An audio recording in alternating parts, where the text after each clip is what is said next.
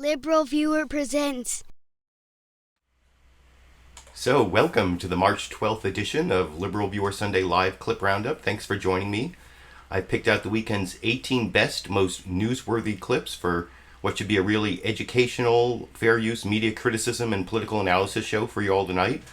I'll start with the Alec Baldwin Saturday Night Live Donald Trump impression that was the cold open at the beginning of Saturday Night Live last night. And I'll also have a weekend update clip with some jokes from Saturday Night Live a little bit later in the show. But as usual, my clips come mostly from the Sunday morning news analysis shows from the big five corporate outlets of ABC, NBC, CBS, CNN, and Fox News, the so-called corporate media here in the United States. You can see the two subtopics I'm covering listed and described down in the video description. And if you're watching the recorded version of the show, you should see some time indexes down there where you can skip to the Obamacare, Trumpcare topic if you get tired of the Russia topic. Those are the two topics. But like I said, I'm starting with this Alec Baldwin clip, and it's sort of like a spoof of Independence Day where the president has to give this inspiring speech and, rally the troops and have the confidence of the nation. And that actually, in a way, relates to the whole Russia and Obama wiretapping scandal, as I'll explain after we watch that clip together over here. But, Mr. President, what about the aliens? They just vaporized the entire state of California. So that I won the popular vote? Sir, please, everyone in California is dead. Even Arnold? Sir, yes, we are dealing with a highly advanced species here. They're from Zorblat 9. Their ships are invisible. They're telepathic. Okay. No, we don't know that they are from Zorblat 9. I've actually heard Zorblat 9 is very beautiful, very fantastic. Oh my God, does he have business ties on Zorblat 9? So that's just a quick clip from the whole cold open. There's a link down to the entire video free on YouTube, on the Saturday Night Live YouTube channel if you want to watch the whole thing. I thought that was an important clip because it relates to this whole Russia, Obama wiretapping, Trump Tower conspiracy theory thing. Because when the President of the United States, not just candidate Donald Trump, but President Donald Trump, makes these wild accusations, it cuts down on people's confidence. I mean, not that people have all that much confidence in what the government says to them to begin with, but sometimes the president has to, rally the nation, kind of like in that Independence Day clip. And also, there are other issues, and that's a point that several different guests made talking about this conspiracy theory. The first one I want to show is Senator John McCain talking about the Ukraine, McCain, Ukraine. Sorry about that little slip up there. I noticed someone was doing a drinking game. When I mess up like that, does somebody have to drink? Well, and by the way, I forgot to mention, if you want to see all the clips I'm using, I have this clip list. There's a link down in the video description. You can check my list of clips to see basically where each clip is coming from, and that way you can skip to the next clip if you don't like my commentary and the clip I picked out for this part. But this next clip, like I said, is John McCain talking about this whole wiretapping conspiracy theory and how it hurts the presidency, and I will talk about it a little more after we watch it together here. A week ago, President Trump made a stunning allegation. He tweeted that President Obama had wiretapped him at Trump Tower during the campaign. On Monday, you said that if President Trump has any information that would indicate that his predecessor wiretapped Trump Tower, he should come forward with the information. The American people deserve it. That's your quote. The White House is supposed to hand over any evidence it has to back this charge to the House Intelligence Committee by tomorrow, but a White House official this morning is suggesting they might not turn anything over. If there's no proof for what the president said, and we know that the FBI director has said it's not true and the former director of national intelligence has said it's not true, should President Trump take back his charge and apologize to President Obama and to the American people? Well, President Trump has to provide the American people, not just the Intelligence Committee, but the American people with evidence that his predecessor, former President of the United States, was guilty of breaking the law, because our Director of National Intelligence, General Clapper, testified that there was absolutely no truth to that allegation. So I think the president has one of two choices: either retract or to provide the information that the American people deserve, because if his predecessor violated the law, President Obama violated the law, we've got a serious issue here, to say the least. But there's no one I've heard who has any information relating to the FBI or intelligence, including Vice President Pence, Sean Spicer, Sarah Huckabee Sanders, who has said that they know of any information that backs this up. Do you have any reason to think that this charge is true? I have no reason to believe that the charge is true, but I also believe that the President of the United States could clear this up in a minute. All he has to do is pick up the phone, call the director of the CIA, director of national intelligence, and say, okay, what happened? Because they certainly should know whether the former President of the United States was wiretapping Trump Towers. Do you have any concern about the constant barrage of conspiracy theories we keep hearing from the president? Well, the president obviously has a unique style. He was elected President of the United States, and I'm not telling him how he should conduct that presidency, but I do believe that on an issue such as this, accusing a former President of the United States of doing something which is not only illegal, but just unheard of, then that requires corroboration. And I'll let the American people be the judge, but this is serious stuff, Jake, because if true, or the allegation is left out there, it undermines the confidence the American people have in the entire way that the government does business. Mexico's top diplomat came to...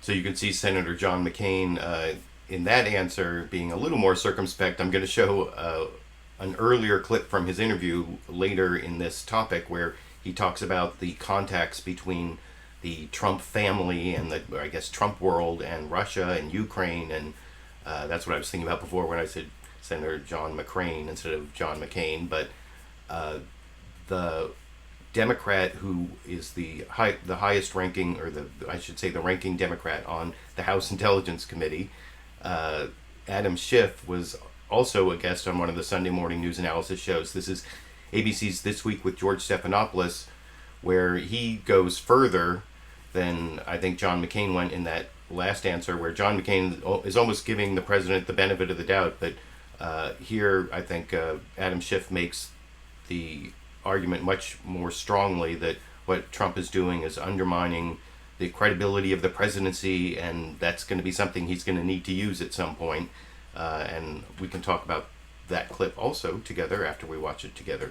You just heard Senator Cotton right there. It sounds like he doesn't expect the Justice Department to come forward with the evidence of whether or not President Obama ordered a wiretap on President Trump tomorrow. You've set the deadline for tomorrow, you and your colleagues. Do you expect the Justice Department to meet it? Well, I don't expect we're going to see any evidence of this either. I agree with Tom Cotton. You know, there are one of two possibilities here. Either the president quite deliberately, for some reason, made up this charge, or perhaps more disturbing, the president really believes this. And here's where I think it's consequential, George. If 6 months from now the president should say that Iran is cheating on the nuclear agreement, if he's making that up, it's a real problem.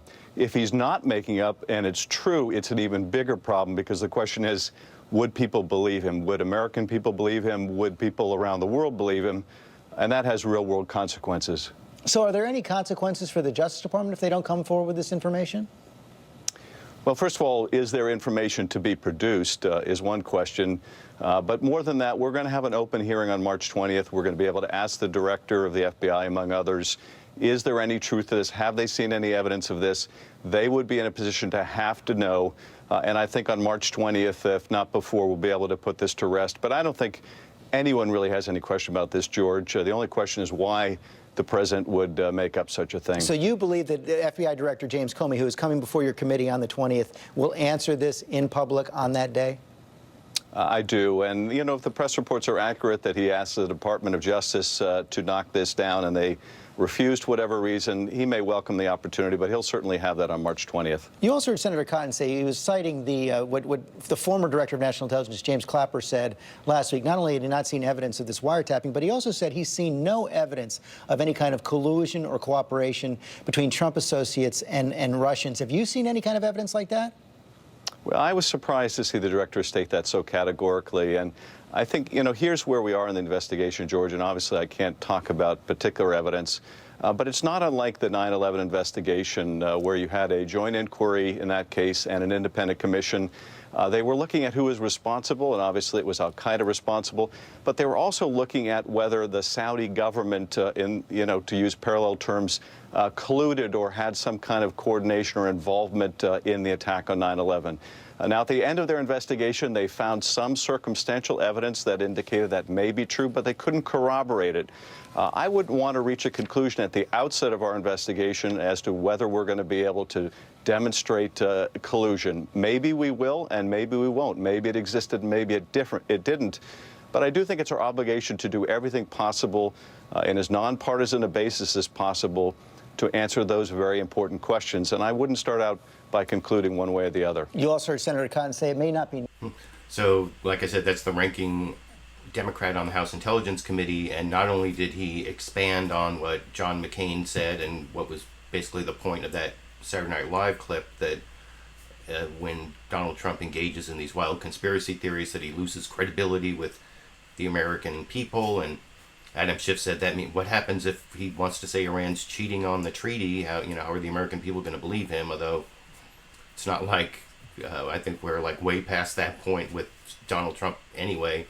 And I think a lot of people in the United States are way past that for any president or any government official, at least without a heavy dose of skepticism, which may be why Donald Trump has been so successful. But I also thought it was interesting that Adam Schiff set this March 20th deadline. That's sort of like news, or I didn't know that till I heard this interview, that James Comey would be coming before the committee publicly on March 20th.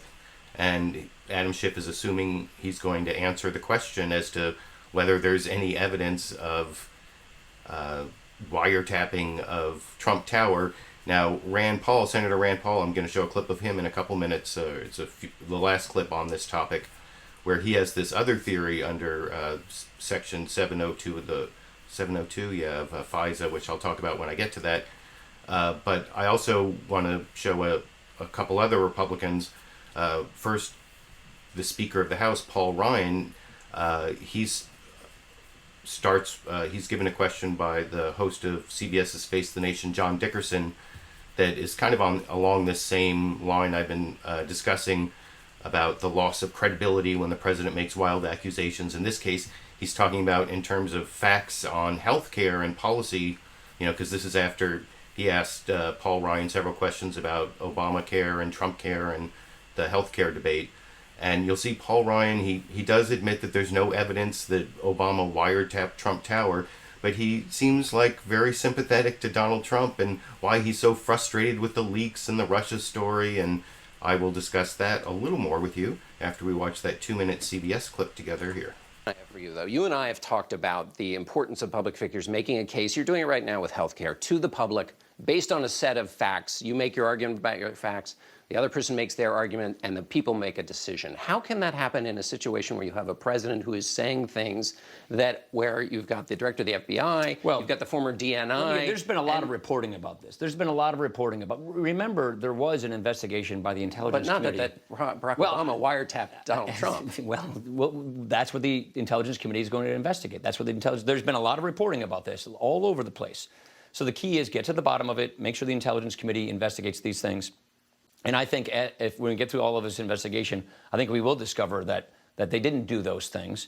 But Russia did try to meddle with our elections. But this is a serious charge. The president of the United States is saying his predecessor put illegal wiretaps on him. That's not the basket of charges and things that have been discussed in the papers before. That is a new thing. And I wonder if you feel the way Senator Sass does, the way Senator Graham does, which is when a president makes this kind of a bombshell charge, that you can't just wait for the committees to kind of get to the work. This isn't the kind of thing you want to just linger out there. What do you feel about that? Well, that's outside of my control, what is tweeted or what isn't tweeted. We're focused on healthcare. The president's focused on healthcare.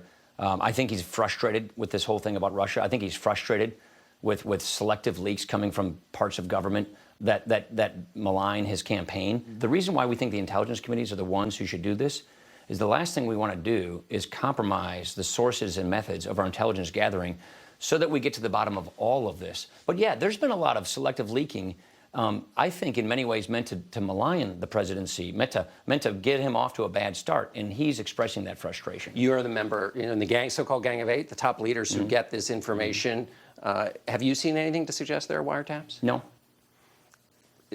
Could you clear up this question of wiretaps? Well, again, I don't want to get ahead of the intelligence committees. I don't want to get ahead of the intelligence committees and their thorough investigation. And we may.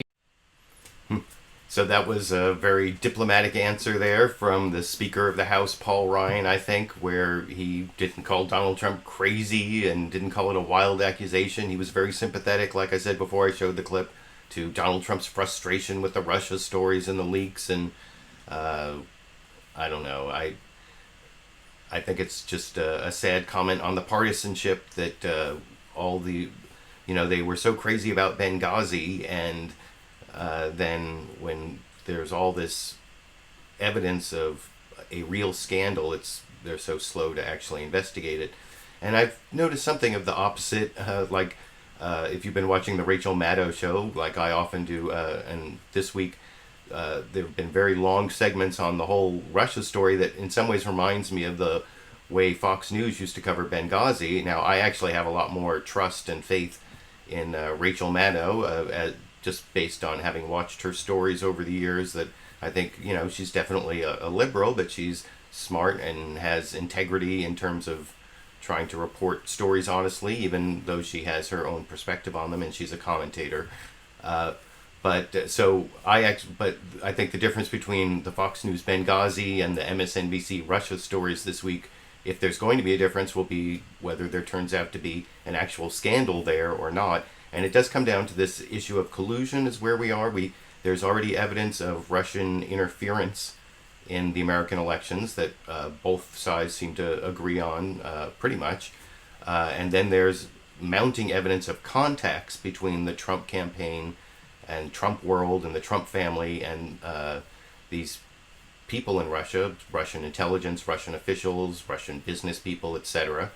And then what's left is what Adam Schiff was also admitting, that so far we don't know if there was collusion, if the contacts meant that there was collusion in the interference. And I don't know if there was interference in terms of the election, or there was collusion in terms of the interference with the election. I think the collusion may have more to do with business deals. That's just my theory, not based on any evidence, but just based on having watched so much of this for so long. If it's going to go anywhere, I think that's probably where it's going to go. And some of that's been revealed in the Rachel Maddow show investigations, if you watch them this week.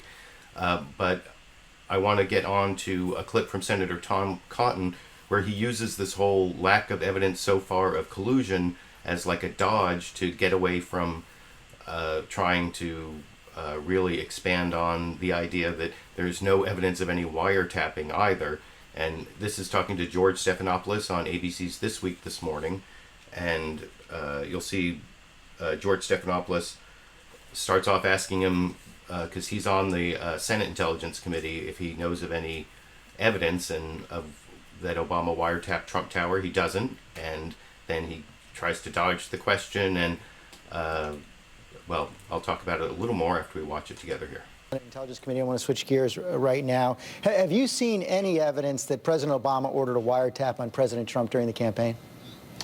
George, I have not seen that evidence, but I want to go back to something that Barack Obama's Director of National Intelligence said last weekend. He said he had not seen evidence of that either, but more importantly, he said he had seen no evidence of cooperation between any Trump associates and Russian officials. I don't think that got the attention it deserved. The Director of National Intelligence under Barack Obama would be in a much better position than any senator or any congressman to know such things.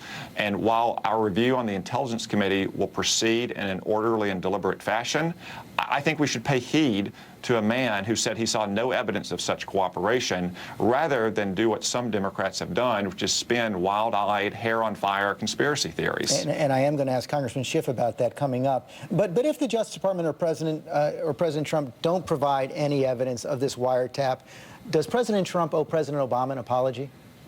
President Trump said last weekend that he wanted the intelligence committees in the Senate and the House to take up this matter as part of our broader inquiry into Russia's activities in our political system last year. We're going to do exactly that.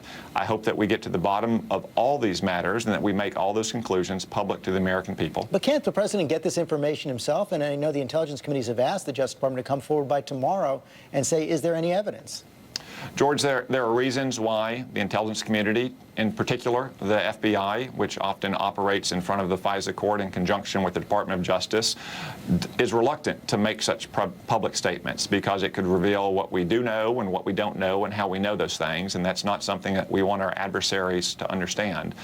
Through a deliberate and careful process of examining all the intelligence at issue here, and then determining with the executive branch what we can declassify, I think the intelligence committees are in the best position to make those decisions. Your Republican colleague, Senator. So there you see another Republican who is making excuses for Donald Trump and his wild accusations about the wiretapping of Trump Tower, kind of like Paul Ryan did, and also I wanted to show that not all Republicans were necessarily going to be on Donald Trump's side, and that's really important because with Republican control of the House and the Senate, the only way that Trump is going to get into any trouble through investigations or eventually for him to be impeached and removed, which is that's way off, way off. That would require many more shoes to drop, as they say, but for that to happen, you need Republicans to not side with Donald Trump. And if you listen to Senator John McCain answering this next question, and like I said, this is from earlier in the interview than the last question I showed, and here I think he gets really animated. One of my favorite parts of this, I talked about waiting for other shoes to drop. He refers to them at the Russian scandal, that it, like another shoe to drop from this centipede, which gives you an idea of how strongly he feels about what, in opposition to some of what Donald Trump's been doing. And also, you'll notice that it starts off with a question here from Jake Tapper. This is on CNN State of the Union. And Jake Tapper actually asks him about former National Security Advisor Michael Flynn's ties to Turkey and how he just retroactively announced that he was a foreign agent for Turkey while he was part of the campaign and National Security Advisor, or he quit right before he was National Security Advisor. But that was like quite a revelation. But John McCain doesn't even answer that question. He like totally pivots to the whole Russia question and talks about Ukraine. You remember John McCain went to Ukraine during the uprising there. I'm almost at the 4-year anniversary of my Sunday Live Clip Roundup, so you may remember I actually covered on a Sunday show that uprising and John McCain reporting from Kiev, I think it was, with the bells tolling in the background. And anyway, here is John McCain showing why Donald Trump may eventually get in trouble with Republicans on this whole Russia scandal. And here you'll see John McCain specifically talking about all the contacts between the Trump world and Russia in this clip. General Michael Flynn, the former national security advisor for President Trump, was working as a foreign agent last year while he was advising President Trump's campaign. Flynn notified the transition team and the White House lawyers about the work he had done for Turkey, but this information was not disclosed to the public, nor did he file the proper paperwork until this week. Does this trouble you at all that the national security advisor had been, until recently, a paid advocate for a foreign government? Jake, there's a lot of things about our relations with Russia that trouble me a lot. For example, why was the provision in the Republican platform that called for the provision of defensive weapons to Ukraine after being invaded by Russia, why was that taken out of the Republican platform? Clearly, it was not the will of most Republicans. There's a lot of aspects of this whole relationship with Russia and Vladimir Putin that requires further scrutiny. And so far, I don't think the American people have gotten all the answers. In fact, I think there's a lot more shoes to drop from this centipede. Do you think General Flynn advocating on behalf of Turkey in that way was part of this whole Russian situation? I don't know.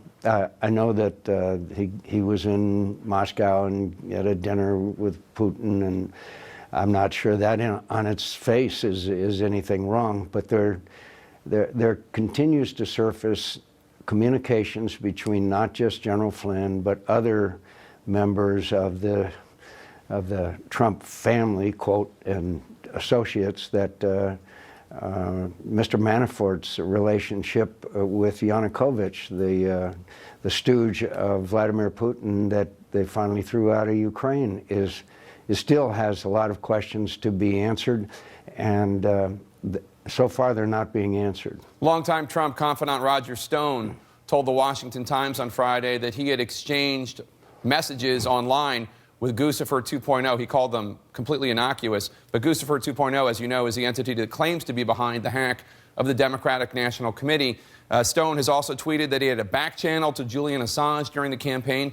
Do you think Roger Stone should be called to testify before the Senate Intelligence Committee hearings? Oh, I think, obviously, I think he and others of Ukrainian people was thrown out of office. Cries out for investigation, but I also point out we should not assume guilt until. And actually, that speaking of assuming guilt is the believes that they require some sort of investigation. Senator Rand Paul gives a theory as to why why there may be evidence of this, wiretapping of Trump Tower that doesn't actually involve wiretapping of Trump Tower, but could involve, wiretapping by the NSA. And it involves Section 702 of the FISA Amendment Act, or the latest version of FISA that I will explain after Rand Paul kind of explains it in this final clip on the Russia topic over here. Wiretapping, because I know that's an issue you care a lot about. There are your colleagues, Lindsey Graham and Senator Sass, have said that this claim the president made about being wiretapped as a candidate by President Obama, they say this is too incendiary to wait for the committees to adjudicate it, that the president should bring forward whatever evidence he has. Does that bother you, matter to you? Well, I think the first thing to realize is that I think everybody's been getting the story wrong. I doubt that Trump was a target directly of any kind of eavesdropping, but I'm not saying it didn't happen. I think there's a very good chance it does. I don't have any special information, but the way it works is the FISA court, through Section 702, wiretaps foreigners and then listens to Americans. It's a backdoor search of Americans, and because they have so much data, they can type Donald Trump into their vast resources of people they're tapping overseas, and they get all of his phone calls. And so they did this to President Obama. They 1,227 times eavesdrops on President Obama's phone calls, then they mask him. But here's the problem, and General Hayden said this the other day. He said even low-level employees can unmask the caller. That's probably what happened to Flynn. They're not targeting Americans, they're targeting foreigners, but they're doing it purposefully to get to Americans. Okay, so your point is the president would have been caught in a net, or excuse me, candidate Trump caught in a net but not targeted directly. Or his associates, but it's very dangerous because they're revealing that now to the public. All right, thank you, Senator. We ran out of time. And I think they're actually, of all the theories I've heard as to how Obama ordered the wiretapping of Trump Tower, all the theories that might possibly make that even a grain, true, or have a grain of salt of truth in there, that's the one that makes the most sense to me, because I remember making videos back on the changes to FISA back when Obama was running for president in 2008, and he actually voted for the FISA Amendment Act, and it was, I thought, really bad, because it used to be that if either side of the conversation was in the United States, that meant that they had to get a warrant with with probable cause, for an individual. But these FISA warrants have a lot lower standard of proof, and that and now with the amendments, it's what Senator Rand Paul was saying, that now if the target is a foreign person or a foreign, and it's for the purpose of collecting foreign intelligence, if one side of the conversation is in the U.S., it doesn't really matter. It used to be where the collection was also, like if you had a CIA agent in the Kremlin bugging the phones in the Kremlin, and someone in the Kremlin called in the United States, the fact that the bugging was taking place in the Kremlin meant, they didn't need a warrant, because you don't need a warrant to bug the Kremlin. But now they can actually, if as long as the person is a target, even if they're collecting the intelligence in the United States, if the foreign person is the target and one end isn't in the United States, it doesn't matter where they're collecting it, or they have a lot more leeway than they used to. And so I think there may be something to what Senator Rand Paul was saying there. But I'd have to go back. It's been a long time. Like I said, I made that video in 2008, and I haven't really looked at Section 702 in a while. I didn't have time to today, but maybe that's where this is going, and that's the whole basis of the wild accusations from Donald Trump on the wiretapping of Trump Tower, or Obama ordering the wiretapping of Trump Tower, which of course that didn't happen. Obama didn't order the wiretapping of Trump Tower, but sometimes there turns out to be something behind some of these weird things Donald Trump says, so, but maybe not. We'll have to wait and see, and maybe we'll hear more at this March 20th hearing where James Comey is going to testify publicly to the House Intelligence Committee. But so now I want to move on to the second topic, which was actually had more coverage. It was hard to find the Russia clips that I picked out for you, but there were tons and tons of clips on Trumpcare, if that's what you want to call it, or some people are calling it RYANCARE. On MSNBC AM Joy, they were calling it TRYANCARE because it's Trump and Ryan, although my favorite name for it came from the series of jokes on Saturday Night Live's Weekend Update. You'll see there's some Michael Che jokes and some Colin Jost jokes, and I have a couple points I want to make about them after we watch those jokes together, as well as an even better name for Trumpcare over in this clip. I think Republicans made their best effort to unite the country by presenting a new health care plan that everybody could hate together. Democrats are upset because a lot of poor people could lose their coverage. Conservatives are upset because it doesn't repeal Obamacare enough. And I'm upset because it still doesn't cover medicinal cocaine. And I got a screenplay to finish. I spent the money. The White House is officially calling the bill the American Health Care Act, and not as many people in the media have been calling it Trumpcare, or as they probably should be calling it, Don't Care. Are you old and poor and losing your coverage? Don't care. How bad does something have to be for Trump not to want to put his name on it?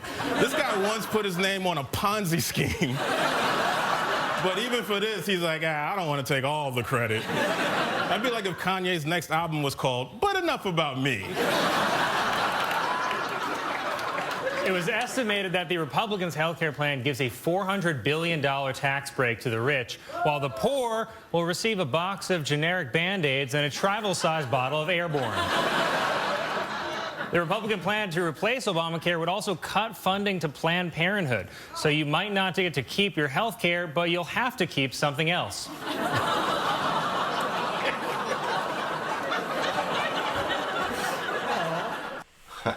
So I like most of those jokes. I like the Don't Care name for Trumpcare, TRYANCARE. I think Don't Care might be the name that should stick, but you can let me know what you think down in the comment section. The other thing I noticed about that series of jokes, and the joke I liked best was when he was talking about medicinal cocaine and, that he needs to finish his script. I already spent the money. That was my favorite line. I already spent the money. But the other, political commentary I wanted to make on that clip was that a lot of the problems that they made jokes about or mentioned in that clip from Weekend Update are the Democratic problems, the problems that Democrats have with the bill, not so much the problems that the Republicans have. So, I don't know, is that evidence for, left-wing bias at Saturday Night Live, or maybe just left-wing bias for the several people who wrote that joke? I don't know if it goes beyond, wrote the jokes that you just saw there, but you can let me know what you think about that in the comment section too. I've been trying to read your comments along the way, and I actually just got this whole super chat thing this week because they got rid of fan funding and replaced it with super chat for me, and I don't really know how that works, and I don't think anyone's used it yet, but if I do start understanding how it works, maybe I'll make some rules for that and how I'll respond to anyone who, I mean, I don't think I can promise to respond to any paid question, but I might actually see it when I don't always see all the questions. But in order to know that and tell you that, I have to have someone use it. So, and I really don't like the whole idea. I actually decide which comments I feature and answer during the show based on how much I think they increase my argument that it's a fair use media criticism and political analysis show, because the live comments are also commenting on the clips I'm using. And so if it's a good comment on a clip, or it in some way helps with my commentary on a clip that I think increases my fair use argument, that's really how I choose the comments that I feature when I get a chance to feature them. So I don't know that Super Chat's really going to change that. But anyway, I'm going off on a digression here. I now want to show a couple news reports on Obamacare, Trumpcare, Don't Care, whatever you want to call it. The first one is the shorter one from ABC's This Week with George Stephanopoulos, where they actually mixed in the whole wiretapping, wild accusation thing and the loss of credibility, and the whole Trumpcare challenge that the Trump administration is facing. And they mixed them together by calling them that now Trump is facing basically the establishment striking back on both of those issues. And I'll show you that brief news. Well, this is about a minute and 45 seconds that I'll talk about after we watch it together here. Trump's moment of truth. 50 days in, he has smashed convention, shocked official Washington, and created a chaotic new normal in the White House. This week, official Washington poised to strike back. It has been 8 days now since the president leveled that explosive charge against President Obama, accusing him of ordering illegal wiretaps against the Trump campaign, a claim that President Obama and numerous government officials call flat out untrue. In those 8 days, Trump has offered zero evidence and refused to answer questions like these from our White House correspondent, Jonathan Karl. Thank you, Press. Thank you, Press. Thank you. You guys, please. Thank you, Press. Thank you. Thank you, Press. Thank you. Thank you very much, Press. Thank you. Please head out behind you. Thank you. Are you going to provide any proof? Please head out behind you. And now top members of Congress have asked Trump's Justice Department to either put up the evidence or shoot it down. The deadline tomorrow.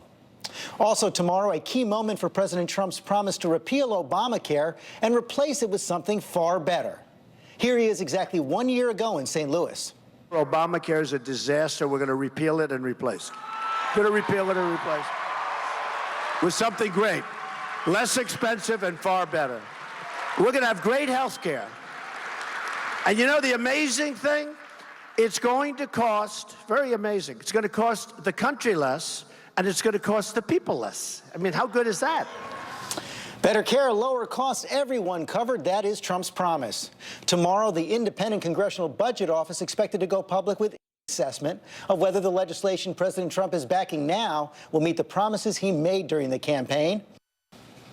We'll cover it all today. And So that's the ABC report, like I said, about a minute and 40 seconds. And you can tell me what you think about the mixture of the, the establishment strikes back angle there, both on the CIA and the deep state, whatever, that is going to strike back on the Trump Tower wiretapping claim this week, and then all the problems that people have with Trumpcare, or whatever you want to call it.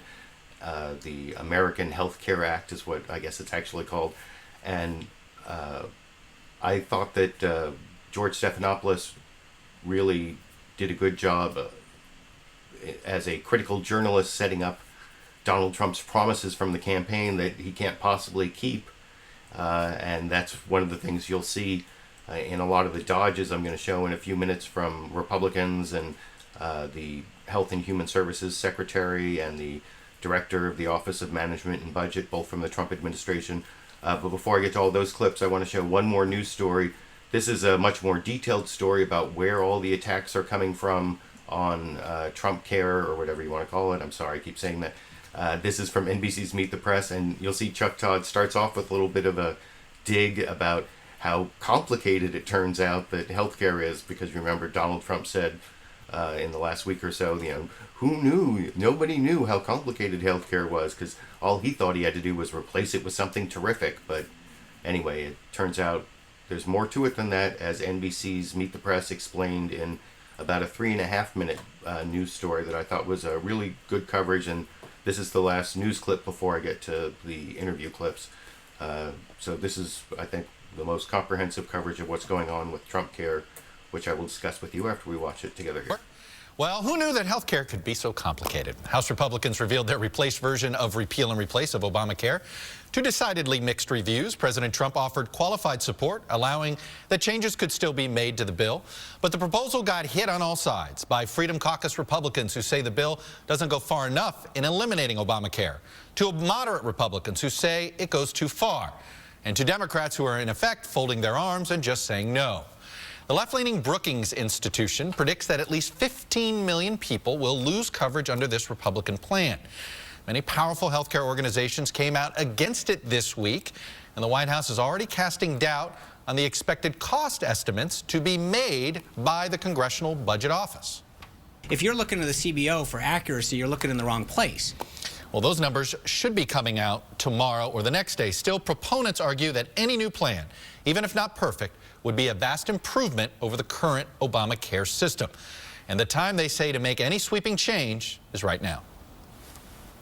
This is the closest we will ever get to repealing and replacing Obamacare. Republicans racing the political clock to push through a health care replacement bill have a message. Republicans unified. We are unified. We are unified.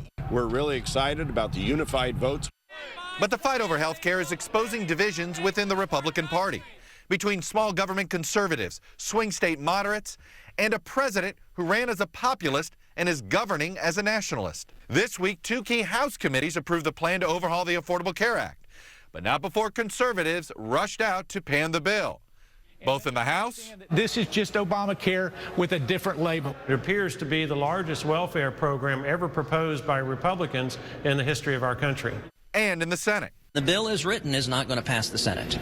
Simply would not pass the Senate. It's dead on arrival. Conservatives say tax credits are a government giveaway, and they want Obamacare's Medicaid expansion phased out more quickly. Then there are the Republican moderates, meeting fierce opposition at town halls. They are pushing back on the plan to phase out the Medicaid expansion by 2020 and to cap federal funding for Medicaid enrollees. In Ohio, we have this expanded Medicaid that is critical to covering people who otherwise would not be getting health care. Pulling the rug out from under these vulnerable populations is not really the direction we want to go. During the campaign, the president even was open to further expanding Medicaid. We will expand Medicaid? We will. You can do it through Medicaid. Yeah. You can do it through some other way. But I'm just saying, very simple. And this has nothing to do with This has to do with humanity. This has to do with having a heart. And in January, Mr. Trump promised insurance for everybody, telling the Washington Post there was a philosophy in some circles that if you can't pay for it, you don't get it. That's not going to happen with us. But conservatives want to scrap Obamacare completely, and they call the current House Republican bill Obamacare Light. Will the president use his own political capital to insist that Republicans put aside ideological differences and support the bill? On the campaign trail, Mr. Trump promised he would own health care. We'll call it Donald Care. But this week, Mr. Trump has preferred to stay behind the scenes, schmoozing lawmakers, but so far not twisting arms. It was Vice President Mike Pence in Kentucky on Saturday selling health care, not the president. And for us to seize this opportunity to repeal and replace Obamacare once and for all, we need every Republican in Congress, and we're counting on Kentucky. Yesterday afternoon, So, like I said, I thought that was fairly comprehensive coverage from NBC and pretty critical coverage of President Trump and the way he's, well, I don't know if you see it as critical or, I mean, I think it's accurate that he is kind of waiting to see what happens, and I think he hasn't really taken a firm position. He's letting Paul Ryan and the House Republican leadership lead on this right now, and he may like switch sides, or he's open to negotiation, and he's like sending different signals, like a meeting he had with Elijah Cummings, a clip I didn't take, where he talked about trying to make drug companies have to negotiate prices more, but that's not in the bill. And so there are all sorts of things going on that I think was pretty well covered in that NBC clip. And so now I want to get to some of the interview clips. most of which are Republicans talking about how they're not going to be able to support the bill. There are a couple administration officials who are also Republicans. But before I get to all the Republicans, I want to get to Senator Bernie Sanders basically explaining why Democrats oppose the bill. And like I said, when I showed the Saturday Night Live Weekend Update clips, I think you'll see that a lot of the issues raised by Weekend Update are the same issues raised by Bernie Sanders. And I also thought it's kind of funny that the question that John Dickerson asked Bernie Sanders here is if the bill is going to pass, and he's like, oh, I hope not. But he doesn't really answer the question as to whether the bill is going to pass the Senate and get 51 votes. He just explains why he hopes it doesn't pass, which, you know, that's information that is important information, but not the answer to the question over in this clip. House Speaker Paul Ryan thinks that his legislation can get 51 votes in the Senate. What do you think? Well, I sure hope not, John. It is an absolute disaster. It is a disgrace. And by the way, this really has nothing to do with health care. What this has everything to do with is a massive shift of wealth from working people and middle-income people to the very richest people in this country. It is a $275 billion tax break for the top 2%. Millionaires will get about $50,000 a year in tax breaks, while at the same time, some 5 to 10 million people are going to lose their health insurance. Premiums are going to soar. The AARP says that if you are 64 years of age and you're making about $25,000 a year, you're going to pay up to $7,000 more for your health insurance. They're going to defund Planned Parenthood, deny over 2 million women the right to choose the health care that they need. They're going to decimate Medicaid, which is why the American Medical Association, the AMA, and the American Hospital Association oppose it, in addition to the AARP. This is a disgrace. And by the way, they are so cowardly that they want to go forward before the CBO even gives an estimate as to what it will cost and how many people will lose their insurance. Well, a lot of charges there. Now, actually, supposedly the CBO, the Congressional Budget Office, the nonpartisan Congressional Budget Office, is supposedly going to give its analysis tomorrow, or as early as tomorrow, as to how much it's going to cost and how many people it's going to cover. And it's probably going to cost a lot of people more, and it's probably going to make a lot of people lose their coverage. Both things that were not readily admitted by Trump administration officials on the Sunday morning shows this morning, starting with former Congressman and now Secretary of Health and Human Services Tom Price, who you'll see when Chuck Todd tries to pin him down on whether anyone is going to be worse off under Trumpcare, or whatever you want to call it. Donaldcare, I guess, is what Trump said during the campaign he wanted it to be called. But whether anyone will be worse off under Donaldcare, he won't really answer the question. And I think this is actually a good setup that Chuck Todd has going here, because he has some statistics, or some numbers, I should say, that show how one possible, one person who's affected by the new healthcare bill will get $8,000 less a year in order to pay for health insurance. So how can they be better off? This is someone who's going to be worse off. And you'll see how Tom Price tries to dodge the whole thing by saying, oh, it's not about who's covered, it's about access and more choices. But, how can you have more choices when you have like $4,000 instead of $12,000 to buy health insurance?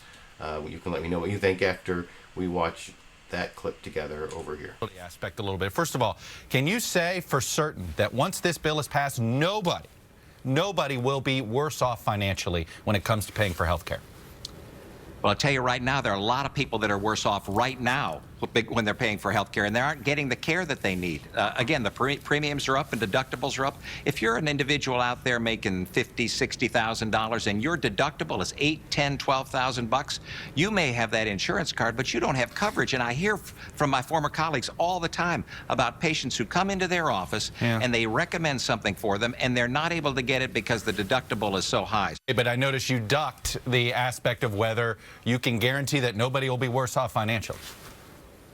I firmly believe that nobody will be worse off financially in the process that we're going through, understanding that they'll have choices, that they can select the kind of coverage that they want for themselves and for their family, not that government forces them to buy. So there's cost that needs to come down, and we believe we're going to be able to do that through this system. There's coverage that's going to go up. Remember, Chuck, there are 20 million folks right now in this nation who said to the federal government, phooey. I'll pay a penalty or I'll take a waiver. I'm not even going to get coverage in the system that we currently have. That may be a system that works for government or insurance, but it doesn't work for people. So you believe we need a system that works for people. You believe your system's going to add an additional 20 million over the 20 million that have had expanded coverage? You really believe that? We believe I believe, and the president believes firmly that if you create a system that's accessible for everybody and you provide the financial feasibility for everybody to get coverage, that we have a great opportunity to increase coverage over where we are right now, as opposed to where the line is going right now, where people are losing coverage and we're going to have fewer individuals covered than we do currently. All right, let me go to this financial feasibility issue here, because in Fayette County, West Virginia, this is one example.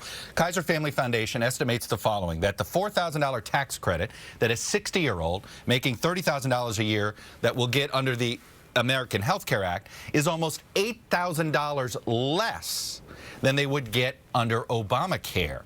This is a county, by the way, that voted overwhelmingly for President Trump. The point is this, is you say this is going to make it more affordable and access to coverage under this plan in this county, in this state, less money and more expensive for these folks. That's it. That's looking at it in a silo. If you look at it in the way that the market will allow, then, for individuals to have choices, who knows what that 60-year-old wants? I know that the federal government doesn't know what that 60-year-old wants. I know that he or she knows what he or she wants. And the way that you provide a decreasing cost and choices for folks, you make it so that the system can actually be responsive to that individual. That's the way you drive down costs. Why not means test? I don't know, are you buying that answer there from Health and Human Services Secretary Tom Price, that even though this hypothetical person in West Virginia is getting $4,000 a year instead of $12,000 a year to buy their health care, that somehow they're still going to have more choices? That seems like that's a choice limiting factor, but you can let me know what you think down in the comments section. And I think, like I said, that Chuck Todd really set up that question well and had like the numbers ready from that hypothetical recipient of health care. But if you like those numbers, you're really going to like the data download that some people think is like Super Mario battle music in the background or something. But there's been a lot of dispute about that. I don't think it actually matches exactly, but it kind of sounds a little bit like it while he's showing all of the data. But it's all the numbers showing how the people who are going to lose out on Trumpcare, or whatever you want to call it, are actually going to be the poor, non-college educated white Rust Belt people who put Donald Trump into office. And I saw down in the comment section a bunch of you were trying to come up with other names for Trumpcare or RYANCARE or DONTCARE. Here's one from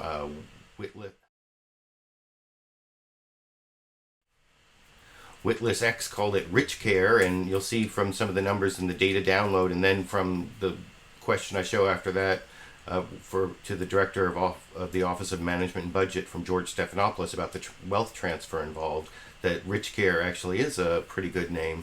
But first, here's the data download clip with some really good numbers from Chuck Todd and NBC's Meet the Press this morning here. The winners and losers of the new House Republican plan to repeal and replace Obamacare. In fact, we're going to take a closer look at this with a county-level analysis from the Kaiser Family Foundation and overlay it with a little politics, starting with Clark County, Nevada, home to Las Vegas. Clinton, by the way, carried the county with 52% of the vote. Under the Obamacare, ACA, a 60-year-old making $40,000 a year qualifies for a federal subsidy of $4,380 per year for a mid-level insurance plan.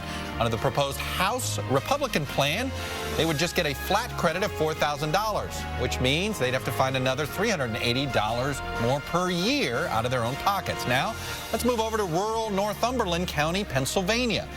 Donald Trump won this county with 69% of the vote. With Obamacare, the same 60-year-old qualifies for a subsidy of, ready for this, $11,150. With this new House Republican plan, he or she would get just $4,000. It's that same $4,000 tax credit, which means they'd have to dig out more than $7,000 out of their own pocket to pay for additional coverage.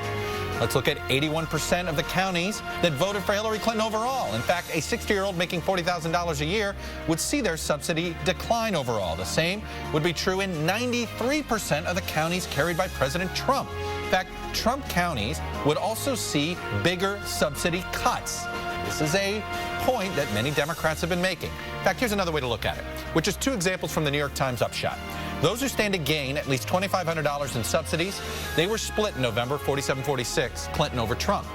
But those set to lose anywhere from $5,000 to $7,500 in federal assistance for health care, they voted 60-35, Trump over Clinton. So in other words, financially, in this plan, it's Trump folks that get hurt more than Clinton voters. Look, President Trump and Republicans in Congress were elected largely on one of the promises being to repeal and replace the Affordable Care Act. Trump's strongest supporters may get the repeal that they wanted, but higher costs could come as part of that deal. Coming up, why the Trump... So those are some really revealing numbers from the Kaiser Family Foundation and NBC's Meet the Press putting it together in their data download, because I think it kind of is the explanation for what I was talking about earlier, and I think this isn't some like great insight on my part. I think at least one or two pundits on the shows mentioned it in clips. I normally don't take pundit clips, but I definitely agree with those who say that one of the reasons Donald Trump is letting Paul Ryan and the House Republicans take the lead, and why he may be like willing to negotiate and switch sides, is because he realizes that the way things stand now, he's screwing his own voters, like the white non-college educated Rust Belt voters that Chuck Todd was just talking about there. So that's why I don't think we are seeing Trumpcare or the American Health Care Act or whatever it's going to end up being called in its final form. And when it comes to the wealth transfer and the loss of coverage, the next clip I want to show, this is a really long battle between George Stephanopoulos and the director of the Office of Management and Budget, Mick Mulvaney. And you'll see George Stephanopoulos actually starts off with this clip from AARP saying why they are opposing this, and with AARP opposing it, that's a big problem. I saw people talking about that down in the comment section, and you'll see a clip of the AARP advertisement where they're saying it's basically an age tax, and it's probably not a good sign that the Trump official starts off with a big dig at AARP. That's not a good way to start this up, saying that, oh, they think that Republicans are pushing Granny off a cliff or whatever, or they were behind some ad. That's probably not the best negotiating position. And then he does the same dodge you saw earlier where they talk about coverage, and instead he's trying to say, oh, access to care. We want people to get care, not coverage, as if there's no correlation between coverage and care, as I will discuss with you after we watch. This is almost 5 minutes long. It's the longest clip, but you'll see it takes a long time for where George Stephanopoulos is trying to get him to admit to the wealth transfer and to the lack of coverage, and he's just not having it, as I will discuss with you after we watch that clip together here. The AARP, they've put out an ad where they're saying this bill is going to be an age tax on middle-income Americans. Let's listen. It allows insurance companies to charge an age tax on older Americans. Combined with fewer tax credits, this could mean an $8,000 a year premium hike on those who can least afford it. Unacceptable. Second, the bill gives big drug companies a sweetheart tax break while doing nothing to help lower drug costs for everyday Americans. In the meantime, the New York Times is reporting that the Joint Tax Committee concludes that your bill will provide about $157 billion in tax cuts to people with incomes over $1 million in the next 10 years. Yet, older Americans, middle-income Americans, are going to be paying more for their insurance. How is that fair?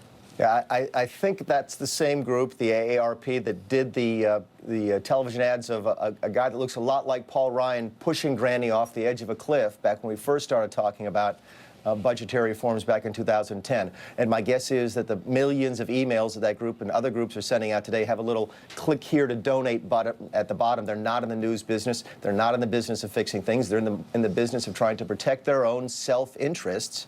and to raise money, and that's unfortunate that that's where a lot of folks will get their information. Look, we promised to repeal the taxes for Obamacare. That's what the bill does.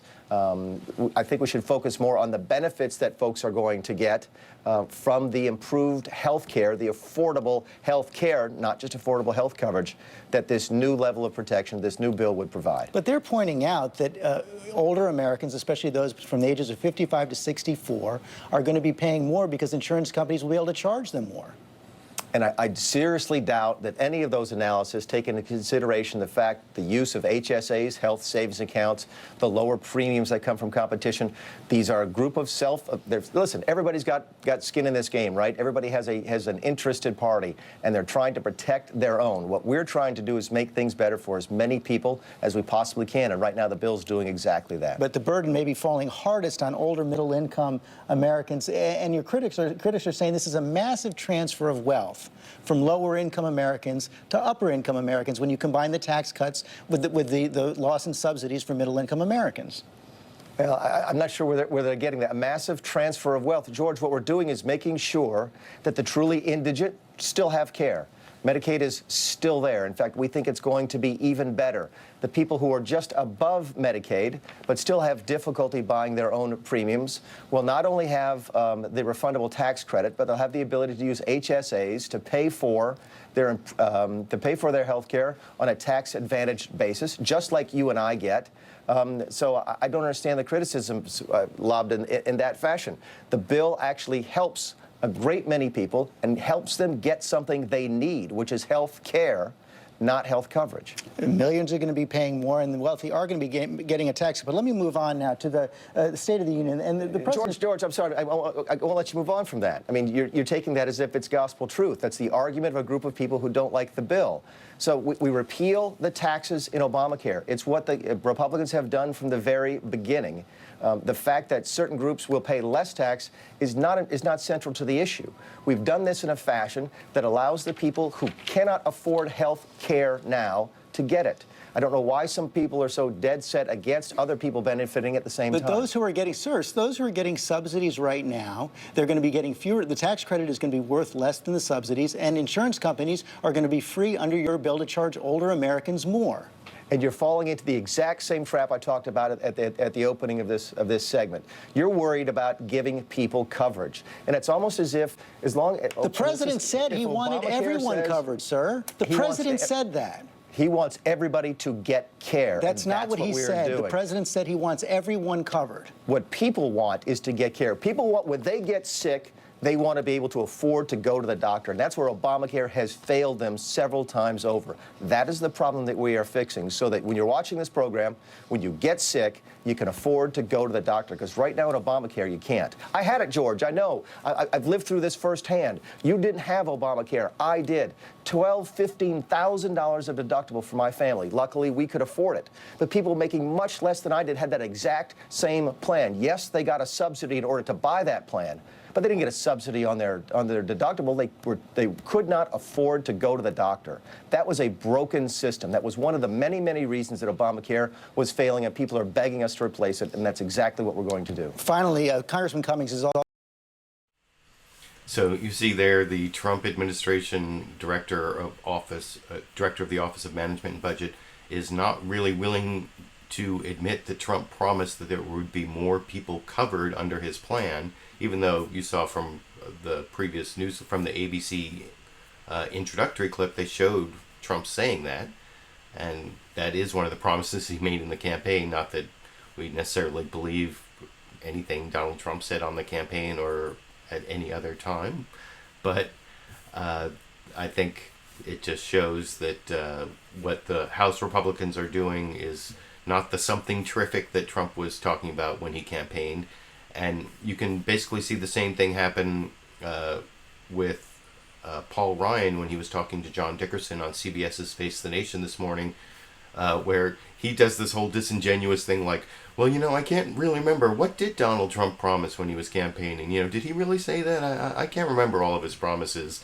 And he tries to make the same argument then about the difference between, you know, it's not who we cover, it's who can get care, which I don't know. I mean, anyone can go into an emergency room and not get turned away and get care if they have, under EMTALA, which is, what is that, the Emergency Medical Treatment and Labor Act, something like that. I think I got that right.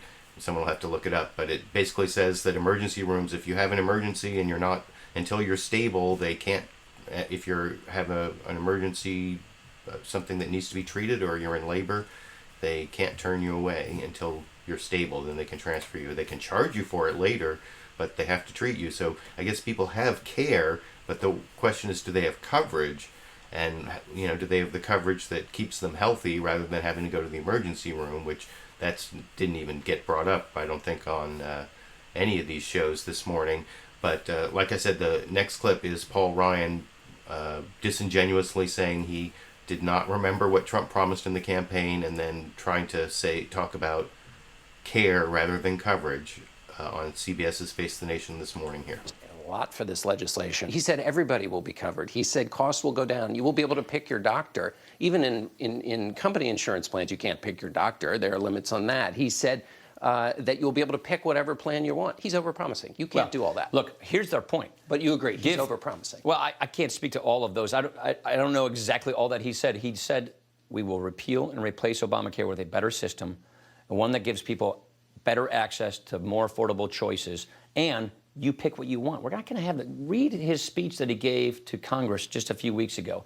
That speech perfectly encapsulated what we are achieving here. And I think people are missing the historic nature of this. We're taking one entitlement that's going bankrupt, Medicaid, where more and more low-income people don't even get access to a doctor, and we're giving it back to the states so that they can experiment and innovate and make it work better for low-income citizens. Then we're taking another entitlement, Obamacare, which is crashing and blowing up our fiscal problem, and repealing it and replacing it with good tax policy that equalizes the tax treatment of health care and gives people more choice and more freedom. That means lower costs across the board so you can improve access. I want to get to that, some of that in a minute. The president... So you can see Paul Ryan basically has the same dodge that you heard from the Trump administration officials, that, it's about expanding choice and care, even though less people are going to have coverage and people are going to have lower subsidies in order to get coverage, and that means that they have fewer choices. At least seems that way to me. I don't know how you can argue otherwise, although you are free to go ahead and try down in the comment section if you want. But then the next clip I want to show is one of the Tea Party Freedom Caucus conservative Republicans sort of showing the opposition to Obamacare, or not Obamacare, Trumpcare, or the American Health Care Act from the conservative side, where basically it's not tough enough on poor people, because you'll see, this is from Fox News Sunday. Chris Wallace asked, this is Representative Jim Jordan, the one of the founders of the Freedom Caucus, so he's like one of the head Tea Party guys in the House of Representatives, and he's asked about the two things that help poor people still in this latest health care bill. One is refundable tax credits, which means, if you remember from when Mitt Romney ran, there's like the 47% of Americans that don't pay federal income taxes. If you don't pay federal income taxes, a non-refundable tax credit doesn't help you, because there's nothing that you're getting a credit from. But if it's a refundable tax credit, it actually adds to your tax refund. So you get the money whether you're paying a federal income tax or not. And people who don't pay federal income tax pay other taxes. But anyway, so Jim Jordan does not want that, because that helps too many poor people. And then Medicaid expansion. But he's still saying it's a great way to expand choices, even though my interpretation of this response is like Tea Party Republicans hate poor people, is at least the policies you'll hear from Representative Jim Jordan on Fox News Sunday this morning in this clip. You and other conservatives in the so-called Paul Ryan bill. One of them is the refundable tax credits, which you call a new entitlement and a substitute for subsidies. But other conservatives and Tom Price, the Secretary of Health and Human Services, say, look, people who get their health insurance on the job get a tax break because that benefit is not taxed. This is just treating people who buy health insurance on the individual market the same way. It's a level playing field. Fair enough, Kristen. We've been fine with tax credits. Our concern is you want to give tax credits to people who actually have a tax liability. If you don't, It's nothing more than a subsidy. What we really are focused on is we want to bring back affordable insurance. Not just have some subsidy for the government to buy some plan that the government approves, not to put more people on Medicaid, but to actually have those working class families be able to shop for a plan, an affordable plan that meets their family's needs. That's a much better option than signing people up for a government type program. So that's what we're focused on accomplishing. Well, all right. Before we get into that, let me ask you about another aspect of the repeal and replace plan, which is Medicaid expansion. Now, the White House and Paul Ryan are talking about phasing that out, the expansion that has allowed millions, 11 million people to get health insurance who didn't have it before Obamacare. They're talking about phasing that out by 2020. You want to end it right away. Isn't that going to create chaos and throw millions of people off health insurance? Chris, the plan we passed that every Republican supported last Congress said there's a 2-year effective date. So you would repeal Obamacare, but there's still 2 years transition time. Everyone knows you need a transition time to bring back a marketplace. So again, I don't view success as keeping Americans on Medicaid. I view success as bringing down the cost of insurance so families can pick the plan that fits their needs. That's what we're doing. We have a 2-year transition time for that.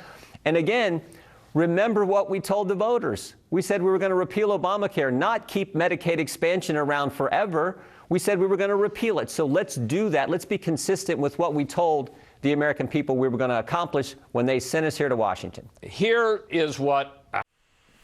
Now, this is what Medicaid expansion means for those who don't know what they're talking about. Under Obamacare, or the Affordable Care Act, one of the ways that they increased coverage was by paying states to expand Medicaid coverage up to 150% or even up to 200% of the poverty level, because it's not just people at the poverty level, which is not a very high wage to just be right above the poverty level.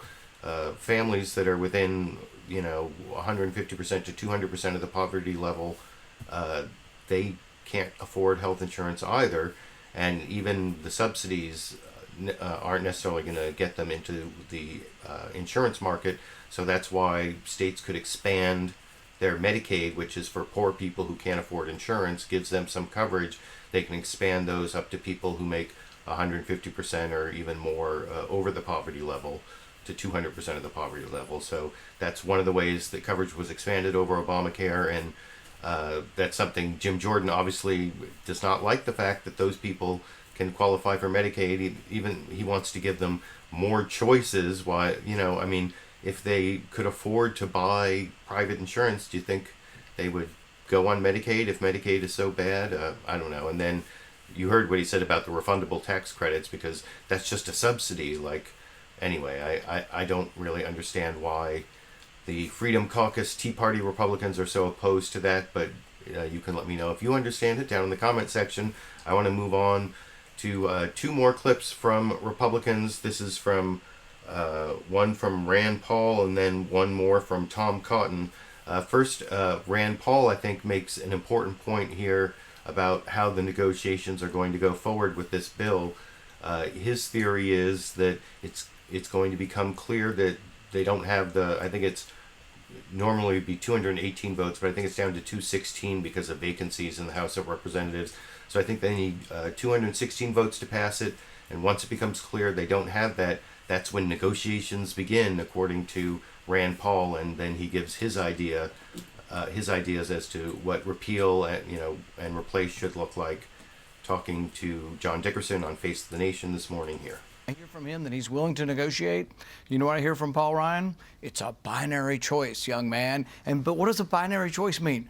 His way or the highway? There are 2 choices. Well, I think his argument would be the binary choice is you do this now through reconciliation, a Senate process that's kind of a pain, and then you have a second piece of legislation. What we're hearing as a binary choice is it's the Ryan plan or the status quo.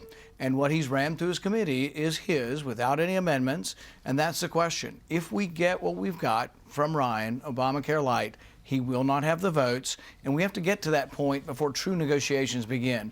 Right now, I think there's a charm offensive going on. Everybody's being nice to everybody because they want us to vote for this, but we're not going to vote for it. You talked to I'm going to get to the Senate in a second, but you said you spoke with the president. Where do you think he's willing to negotiate on these issues that you've highlighted? I don't think the president is rigid in support of the House bill. bill. I think he's open to seeing how we can get consensus. And what I've told the president is what I'm telling everybody. We're united on repeal, not so much on replacement.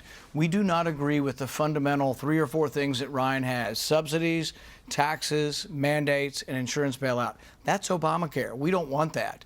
If you take that off, what do you have? You've got repeal. Now, what you do to help people... Can you do just repeal by itself? Well, no, I would do replacement in a separate bill, because what I would do through replacement is there are 2 things you have to do to fix the individual market. You have to tell people that they can buy any kind of insurance they want, so you get rid of the mandates on what it goes into insurance, but you also have to allow for people to join a buying group. If people join a healthcare association or a co-op, right, that's part of the Ryan plan, that though. drives down. It's not in the Obamacare Light proposal. It's in the second set of legislation. But the reason they have to be discussed at the same time is CBO is going to come out and say a lot of people are not covered. Right. So how are we going to cover them? I would cover them with something much better than Obamacare, and that would be joining a co-op to drive down prices, but also to get guaranteed issue where you won't be dropped. Let me ask you a question. You said that there... So there you can see Senator Rand Paul give his idea as to what is a better replacement for Obamacare, and also his theory that this is just a starting point for negotiations, because there aren't going to be enough votes in the House of Representatives to even repeal unless they get rid of all the parts of the replacement that are Obamacare light, you know, like the tax credits, like the Medicare expansion that I was talking about. And the final clip I want to show is another senator. This is Senator Tom Cotton again. And in this clip, he even goes a step further and predicts that if what Rand Paul says doesn't happen, and this may be why Rand Paul is correct, Senator Rand Paul makes this statement that they aren't going to pass the current bill. They're going to find out there aren't enough votes, and then they'll pass something much more conservative, much more Tea Party. And Senator Tom Cotton goes a step further and says if they do pass what they have now and try to get it through the Senate, there's no way it's going to go through the Senate, and they're going to get burned just for voting for it. And he even makes this BTU analogy I will talk about with you after we watch this last clip for the broadcast tonight over here. You're listening to Director Mulvaney right there. He says this is just a framework. This is the framework for repeal and replace. You're going to have the chance to fix it in the Senate. Can this bill be fixed? George, the bill probably can be fixed, but it's going to take a lot of carpentry on that framework. As it's written today, this bill in the House of Representatives cannot pass the Senate, and I believe it would have adverse consequences for millions of Americans, and it wouldn't deliver on our promises to reduce the cost of health insurance for Americans. So I would say to my friends in the House of Representatives with whom I serve, do not walk the plank and vote for a bill that cannot pass the Senate and then have to face the consequences of that vote. George, you were in the White House in 1993. You remember when House Democrats voted for a BTU energy tax. Not only did that not become law, it didn't even get a vote in the Senate. And many of those Democrats lost their next election because they voted on that tax. So you're they call saying it getting BTU'd. I just do not think that this bill can pass the Senate, and therefore I think the House should take a pause and try to get as close as we can to a good result before they send it to the Senate. So you're saying House Republicans, if they vote for this bill, are going to pay the price without getting any benefit? I'm afraid that if they vote for this bill, they're going to put the House majority at risk next year. And we have majorities in the House and the Senate and the White House, not only to repeal Obamacare and get health care reform right, but to reform our taxes and our regulations and build up our military and accomplish many other things. And I don't want to see the House majority put at risk on a bill that is not going to pass the Senate. That's why I think we should take a pause, try to solve as many of the problems on both Medicaid and the individual insurance market in this bill in the House, and then allow the Senate to take its work up. You heard Director Mulvaney. He disputed your view, your analysis that this bill is going to increase premiums for Americans. He says you're discounting the value of competition. Well, unfortunately, I just don't think this bill, as written, is going to create the new conditions necessary for the kind of competition that Director Mulvaney and I and virtually every other Republican wants. For instance, this bill leaves most of the Obamacare insurance regulations in place, and it's those regulations that have caused most of the premiums to increase, not just in the Obamacare exchanges, but in the job-based insurance market as well. We share the same goals of wanting to repeal Obamacare and getting health insurance rates down so people can get access to care, but as this bill is written, as a practical matter, I just don't see that competition occurring as it needs to. You also heard Director Mulvaney on this.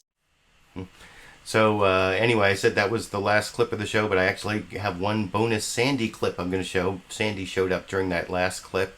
But before I show the Sandy clip, I just wanted to comment that what Senator Tom Cotton said there, first, it's like what I said, maybe the reason that Senator Rand Paul is correct, that this House bill is just a negotiating position and they're not going to actually pass it. But it also comes up with like a dream scenario where the House actually does pass this bill and then the Senate kills it and the whole thing falls apart, and then they go into the 2016 midterms with every member of the House up. I mean, it's really hard to believe that the House could switch hands. It would require huge changes in turnout, but I mean, stranger things have happened, so I mean, that is kind of a dream scenario. And like I said, I did just take a quick video of Sandy showing up during that last clip for the Sandy fans out there. Here you go.